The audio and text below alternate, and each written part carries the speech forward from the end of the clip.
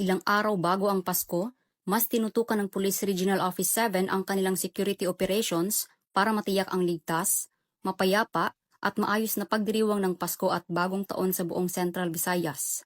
Alinsunod sa direktiba ni PNP Acting Chief, Police Lieutenant General Jose Melencio Sinartates Jr., mas pinaigting ng Pro 7 ang police visibility at nag-deploy ng karagdagang mobility assets sa mga terminal ng transportasyon at iba pang mataong pampublikong lugar kung saan inaasahan ang pagtaas ng aktibidad ng publiko sa panahon ng Kapaskuhan.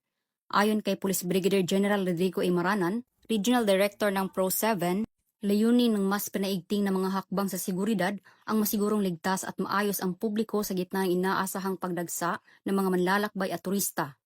Hinihikayat din ang publiko na manatiling mapagbantay, magipagtulungan sa mga otoridad na nagpapatupad ng batas at agarang iulat ang anumang kahinahinalang aktibidad.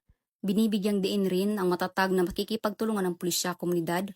Ito ay mahalaga sa pagpapatiyak ng isang ligtas at makabuluhang pagdiriwang ng Kapaskuhan. Habang sinasalubong ng Central Visayas ang Pasko at Bagong Taon, muling pinagtitibay ng Pro 7 ang pangako nitong protektahan ang mga buhay at ari-arian na tinitiyak na may pagdiwang ng lahat ang panahon ng may kumpiyansa, kapayapaan ng isip at seguridad. Mula dito sa Central Visayas, ako ay inyong Police News Network Correspondent, Patrolwoman Torami Asares, alagad ng batas, tagataguyod ng Balitang Pulis.